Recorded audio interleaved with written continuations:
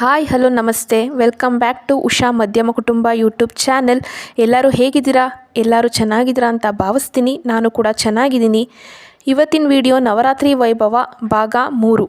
ಈ ವಿಡಿಯೋ ಶುರು ಮಾಡೋಕ್ಕಿಂತ ಮುಂಚೆ ಯಾರೆಲ್ಲ ನನ್ನ ಚಾನಲ್ನ ಸಬ್ಸ್ಕ್ರೈಬ್ ಮಾಡ್ದಲೇ ನೋಡ್ತಿದ್ದೀರೋ ದಯವಿಟ್ಟು ಸಬ್ಸ್ಕ್ರೈಬ್ ಮಾಡಿ, ಬೆಲ್ ಐಕಾನ್ನ ಪ್ರೆಸ್ ಮಾಡಿ ಆಲ್ ಅಂತ, ಹಾಗೆ ಲೈಕ್ ಮಾಡಿ, ಶೇರ್ ಮಾಡಿ, ಕಮೆಂಟ್ ಮಾಡಿ. ಇದನ್ನು ಮಾಡೋದ್ರಿಂದ ನಾನು ಹಾಕೋವಂಥ ನೋಟಿಫಿಕೇಷನ್ ಫಸ್ಟ್ ನಿಮ್ಗಳಿಗೆ ಬರುತ್ತೆ. ಹಾಗಾದರೆ ಇವತ್ತು ವಿಡಿಯೋ ಶುರು ಮಾಡೋಣ. ನಾವು ಕಳೆದ ವಿಡಿಯೋಗಳಲ್ಲಿ ನಾವು ನವರಾತ್ರಿ ವೈಭವ ಭಾಗ 2ರಲ್ಲಿ ಬ್ರಹ್ಮಚಾರಿಣಿ ಮತ್ತು ಚಂದ್ರಘಂಟಾ ದೇವಿಯ ಮಹಿಮೆಯನ್ನು ಪರಿಚಯಿಸಿಕೊಂಡಿದ್ದೇವೆ. ಈಗ ಭಾಗ 3ರಲ್ಲಿ ನವರಾತ್ರಿ ಚತುರ್ಥ ಮತ್ತು ಪಂಚಮ ದಿನದ ಆರಾಧ್ಯ ದೇವಿಗಳಾದ ಕೂಷ್ಮಾಂಡಾ ದೇವಿ ಮತ್ತು ಸ್ಕಂದಮಾತಾ ತಾಯಿ ಅವರ ಮಹತ್ವವನ್ನು ಆಳವಾಗಿ ಅರಿತುಕೊಳ್ಳೋಣ. ಈ ಭಾಗದಲ್ಲಿ ನಾವು ಈ ಇಬ್ಬರು ಮಹಾದೇವಿಯರ ಜನನ, ಕತೆ, ಅವತರಣೆ, ಉದ್ದೇಶ, ಇಷ್ಟವಾದ ಬಣ್ಣ ಹಾಗೂ ನೈವೇದ್ಯಗಳು ಮತ್ತು ಅವರ ಆರಾಧನೆಯ ಮಹತ್ವವನ್ನು ಸಂಪೂರ್ಣವಾಗಿ ತಿಳಿದುಕೊಳ್ಳಲಿದ್ದೇವೆ. ಮೊದಲನೆಯದಾಗಿ ಕೂಷ್ಮಾಂಡಾ ದೇವಿಯ ಬಗ್ಗೆ ತಿಳಿದುಕೊಳ್ಳೋಣ. ನವರಾತ್ರಿಯ 4ನೇ ದಿನವಾದ ಅಂದರೆ 25 ಗುರುವಾರದಂದು ಕೂಷ್ಮಾಂಡಾ ದೇವಿಯನ್ನು ಆರಾಧಿಸಲ್ಪಡುತ್ತೇವೆ. ಕೂಷ್ಮಾಂಡಾ ದೇವಿಯ ಹೆಸರೇ ಸೂಚಿಸುವ ಹಾಗೆ ಅವಳು ಎಂದರೆ ಒಂದು ಶಕ್ತಿ. ಕೂಷ್ಮಾಂಡಾ ಹೆಸರಿನ ಅರ್ಥವೇನೆಂದರೆ ಕು ಎಂದರೆ ಸಣ್ಣ, ಉಷ್ಮ ಎಂದರೆ ಉಷ್ಣ, ಅಂಡ ಎಂದರೆ ಬ್ರಹ್ಮಾಂಡ, ಅಂದರೆ ಸಣ್ಣ ಉಷ್ಣದ ಅಂಡದಿಂದಲೇ ಸೃಷ್ಟಿಯನ್ನು ಪ್ರಾರಂಭಿಸಿದ ತಾಯಿ ಎಂದು ಹೆಸರಿನ ಅರ್ಥ. ಹಾಗಾದರೆ ತಾಯಿಯ ಹೆಸರಿನ ಅರ್ಥವನ್ನು ತಿಳಿದುಕೊಂಡ ಮೇಲೆ ಕೂಷ್ಮಾಂಡಾ ದೇವಿ ಜನನ ಹಾಗೂ ಮಹಿಮೆ ಯಾವ ಕಾರಣಕ್ಕೆ ಎಂದು ತಿಳಿಯಲಿದ್ದೇವೆ.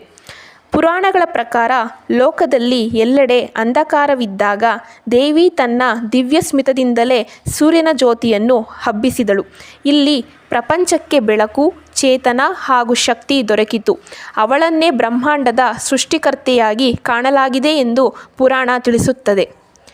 ಕೂಷ್ಮಾಂಡಾ ದೇವಿಯ ರೂಪವನ್ನು ವರ್ಣಿಸುವುದಾದರೆ ಕೂಷ್ಮಾಂಡಾ ದೇವಿ ಅಷ್ಟಭುಜೆಯಾಗಿ ಕೈಗಳಲ್ಲಿ ಧನಸ್ಸು, ಬಾಣ, ಕಮಂಡಲ, ಅಮೃತ ಕಳಶ, ಪದ್ಮಪುಷ್ಪ, ಚಕ್ರ, ಗದ ಇತ್ಯಾದಿ ಧರಿಸಿಕೊಂಡಿರುವಂತೆ ಚಿತ್ರೀಕರಿಸಲಾಗಿದೆ. ಅವಳ ವಾಸಸ್ಥಾನ ಸೂರ್ಯಮಂಡಲವೆಂದೂ ಹೇಳಲಾಗಿದೆ. ಕೂಷ್ಮಾಂಡಾ ದೇವಿಯ ಆರಾಧನೆಯ ಉದ್ದೇಶವೇನೆಂದರೆ ಭಕ್ತರಲ್ಲಿ ಸೃಜನಶೀಲತೆ ಮತ್ತು ಧೈರ್ಯವನ್ನು ಹುಟ್ಟಿಸುವುದು, ಆರೋಗ್ಯ, ಉತ್ಸಾಹ ಹಾಗೂ ಆರ್ಥಿಕ ಸಮೃದ್ಧಿಯನ್ನು ನೀಡುವುದು, ಅಂಧಕಾರವನ್ನು ದೂರ ಮಾಡಿ ಮನಸ್ಸಿನಲ್ಲಿ ಬೆಳಕನ್ನು ತುಂಬುವುದು ತಾಯಿಯ ಉದ್ದೇಶವಾಗಿದೆ. ಹಾಗೆ ಕೂಷ್ಮಾಂಡಾ ತಾಯಿಗೆ ಇಷ್ಟವಾದ ಬಣ್ಣ ಮತ್ತು ನೈವೇದ್ಯ ಯಾವುದೆಂದು ತಿಳಿಯುವುದಾದರೆ ತಾಯಿಗೆ ಅತಿ ಹೆಚ್ಚು ಇಷ್ಟವಾದ ಬಣ್ಣ ಎಂದರೆ ಹಳದಿ ಬಣ್ಣ. ಹಾಗೆ ತಾಯಿಗೆ ಇಷ್ಟವಾದ ನೈವೇದ್ಯ ಎಂದು ತಿಳಿಯುವುದಾದರೆ ಹೆಸರಲ್ಲೇ ಸೂಚಿಸಿದಂತೆ ಕೂಷ್ಮಾಂಡಾ ಅಂದರೆ ಕುಂಬಳಕಾಯಿ, ಅದರಿಂದ ತಾಯಿಗೆ ಸಿಹಿಯನ್ನು ಮಾಡಿ ಇಡುವುದು. ಉದಾಹರಣೆಗೆ ಹಲ್ವಾ. ತಾಯಿಗೆ ಅವಳಿಗೆ ಇಷ್ಟವಾದ ಕುಂಬಳಕಾಯಿಯಿಂದ ಸಿಹಿಯನ್ನು ಮಾಡಿ ಅರ್ಪಿಸಿದರೆ ತುಂಬ ಸಂತೋಷವಾಗುತ್ತಾಳೆ, ಪ್ರಸನ್ನಳಾಗುತ್ತಾಳೆ. ಕೂಷ್ಮಾಂಡಾ ದೇವಿಗೆ ಇಷ್ಟವಾದಂತಹ ಹೂವು ಯಾವುದು ಎಂದು ತಿಳಿಯುವುದಾದರೆ ಹಳದಿ ಬಣ್ಣದ ಸೇವಂತಿಗೆ ಹೂವು, ಹಳದಿ ಬಣ್ಣದ ಗುಲಾಬಿ ಹೂವು, ಈ ರೀತಿ ಪ್ರಕಾರದ ಹೂವುಗಳನ್ನು ತಾಯಿಗೆ ಅರ್ಪಿಸುವುದರಿಂದ ತಾಯಿ ಸಂತೃಪ್ತಳಾಗುತ್ತಾಳೆ. ಮನಸ್ಸಿನಲ್ಲಿರುವ ಎಲ್ಲ ಆಸೆ ಆಕಾಂಕ್ಷೆಗಳನ್ನು ಈಡೇರಿಸಿಕೊಡುತ್ತಾಳೆ.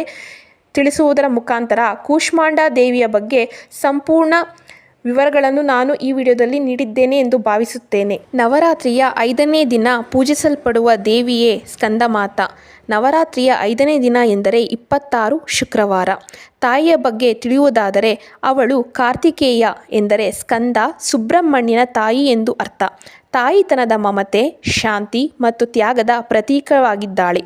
ಸ್ಕಂದಮಾತಾ ತಾಯಿಯ ಜನನ ಹಾಗೂ ಮಹಿಮೆಗೆ ಯಾವ ಕಾರಣಕ್ಕೆ ಎಂದು ತಿಳಿಯುವುದಾದರೆ ಸ್ಕಂದಮಾತೆಯ ಆರಾಧನೆ ತಾಯಿ ಮಗನ ಸಂಬಂಧದ ಪಾವಿತ್ರತೆಯನ್ನು ಸೂಚಿಸುತ್ತದೆ. ಅವಳು ಮಡಿಲಲ್ಲಿ ಸ್ಕಂದನನ್ನು ಹೊತ್ತಿರುವ ರೂಪದಲ್ಲಿ ಕಾಣಿಸುತ್ತಾಳೆ. ದೇವಿಯ ಆರಾಧನೆಯಿಂದ ಭಕ್ತರು ತಾಯಿಯ ಮಮತೆ ಹಾಗೂ ದೇವರ ಕರುಣೆಯ ಅನುಭವವನ್ನು ಪಡೆಯುತ್ತಾರೆ.